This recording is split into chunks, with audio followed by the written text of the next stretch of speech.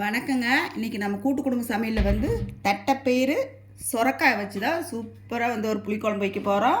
வாங்க அதை எப்படி செய்யலான்னு பார்க்கலாம் வாங்க.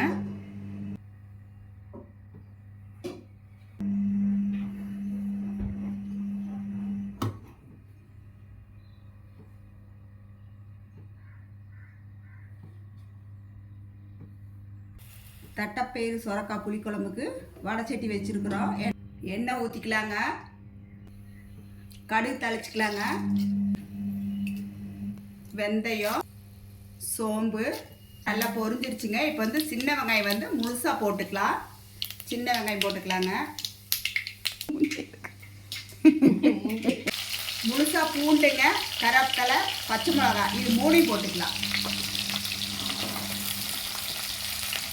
சின்ன வெங்காயம் பூண்டு வந்து நிறையா போட்டிருக்குறேங்க. உங்களுக்கு எவ்வளோ தேவையோ அவ்வளோ போட்டுக்குங்க.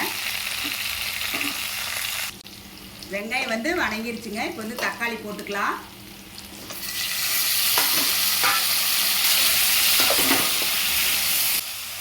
கல் உப்பு போட்டுக்கலாங்க, இந்த குழம்புக்கு தேவையான உப்பு. சொரக்காய் பாருங்கள், நல்லா பிஞ்சு சொரக்காயாக இருக்குது, நல்லா இருக்குது பாருங்கள். இந்த சைஸுக்கு வந்து அரிஞ்சு வச்சுருக்குறோம். இப்போ வந்து சொரக்காயை போட்டுக்கலாங்க. இடையே வந்து நம்மளை கொஞ்சம் வணக்கி விட்டுறலாம். 4 விசில் விட்டு வச்சுருக்குதுங்க. அந்த தட்டைப்பயிறு வந்து போட்டுக்கலாம்.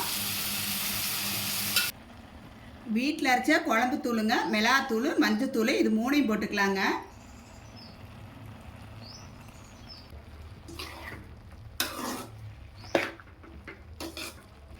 இப்போ வந்து புளி கரைச்சி வச்சுருக்குதுங்க. அந்த புளியை வந்து ஊற்றிக்கலாங்க.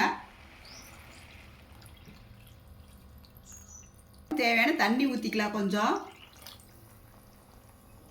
இந்த தேங்காய் வந்து அரைச்சி எடுத்துக்கலாங்க. தேங்காய் மட்டும்தான் அரைக்க போகிறோம். அரைச்சி தேங்காய் ஊற்றிக்கலாங்க. ஒரு 10 நிமிஷம் தட்டை போட்டு மூடி வைக்கலாங்க.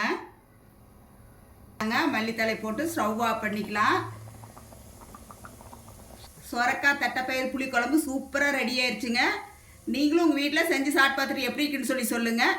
எல்லோரும் வாங்க, சாப்பிட்லாம் வாங்க. வீடியோ பிடிச்சிருந்தா லைக் பண்ணி ஷேர் பண்ணுங்கள். நன்றிங்க.